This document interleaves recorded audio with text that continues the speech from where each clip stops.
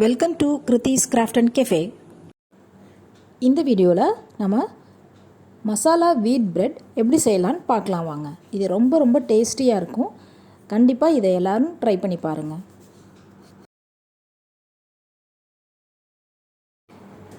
இந்த masala wheat bread செய்கிறதுக்கு first நம்ம வீட் பிரெட்டை டோஸ்ட் பண்ணி எடுத்துக்கலாம். அதுக்கு ஒரு தவா வச்சு ஹீட் பண்ணிவிட்டு அதில் கொஞ்சமாக நெய் இல்லைன்னா ஆயில் சேர்த்து டோஸ்ட் பண்ணி எடுத்துக்கலாம்.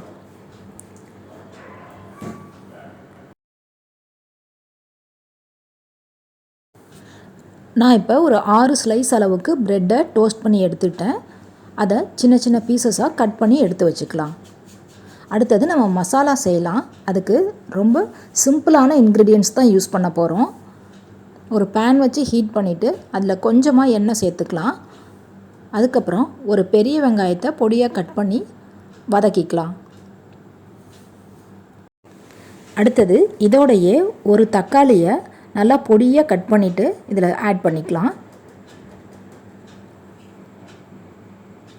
இதோடையே ஒரு அரை ஸ்பூன் அளவுக்கு இஞ்சி பூண்டு பேஸ்ட்டு சேர்த்துக்கலாம்.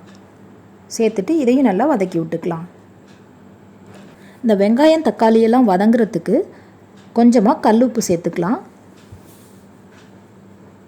சேர்த்துட்டு நல்லா வதக்கி விட்டுக்கலாம். ரொம்ப ப்ரௌனாக ஆகணும்னு அவசியம் இல்லை, ஓரளவு வெந்தால் போதும்.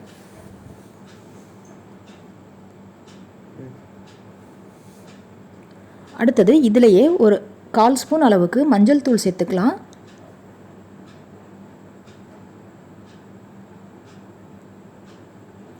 ஒரு அரை ஸ்பூன் அளவுக்கு மிளகாத்தூள் சேர்த்துக்கலாம். ஒரு அரை ஸ்பூன் அளவுக்கு கொத்தமல்லி தூள் சேர்த்துக்கலாம். எல்லாத்தையும் சேர்த்துட்டு நல்லா வதக்கி விட்டுக்கலாம்.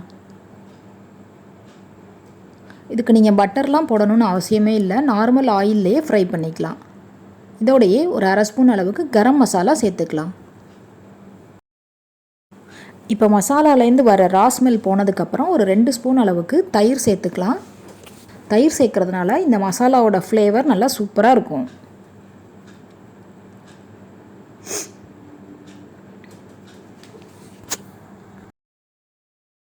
இப்போ தயிர்லாம் ஒன்றா சேர்ந்ததுக்கப்புறம் நம்ம கட் பண்ணி வச்சுருக்க டோஸ்ட் பண்ண ப்ரெட் பீசஸை இதில் ஆட் பண்ணிடலாம். ஈஸ்ட் சேர்க்காமல் எப்படி ஹெல்த்தியான ப்ரெட் செய்கிறதுன்ற ரெசிபி நம்ம சேனலில் இருக்குது. வீடியோவோட லிங்க்கை டிஸ்கிரிப்ஷன் பாக்ஸில் கொடுக்குறோம், அதையும் போய் செக் பண்ணி பாருங்கள். இப்போ ப்ரெட்டெல்லாம் இந்த மசாலாவில் நல்லா மிக்ஸ் ஆனதுக்கப்புறம் அடுப்பை ஆஃப் பண்ணிடலாம். ரொம்ப நேரம் அடுப்பை ஆன் பண்ணி வைக்கணும்னு அவசியம் இல்லை. லைட்டாக கோட் ஆனதுக்கப்புறம் ஆஃப் பண்ணிடலாம். அதுக்கப்புறம் இந்த மாதிரி ஒரு 2 கரண்டி வச்சு இந்த மாதிரி மிக்ஸ் பண்ணி விட்டுக்கலாம்.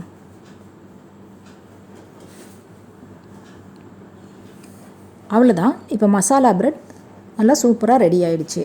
இதில் நீங்கள் கொத்தமல்லி இலை போடுறதுனாலும் போடலாம், அப்படி இல்லைன்னா ஸ்ப்ரிங் ஆனியன் சேர்க்குறதா இருந்தாலும் சேர்த்துக்கலாம்.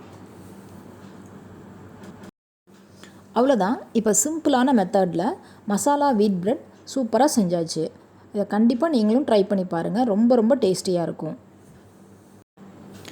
இந்த ரெசிபியை நீங்களும் செஞ்சு ட்ரை பண்ணி பாருங்கள். இந்த வீடியோ பிடிச்சிருந்தா லைக் பண்ணுங்கள், ஷேர் பண்ணுங்கள், நம்ம சேனலை சப்ஸ்கிரைப் பண்ணி வச்சுக்கோங்க. தேங்க்யூ.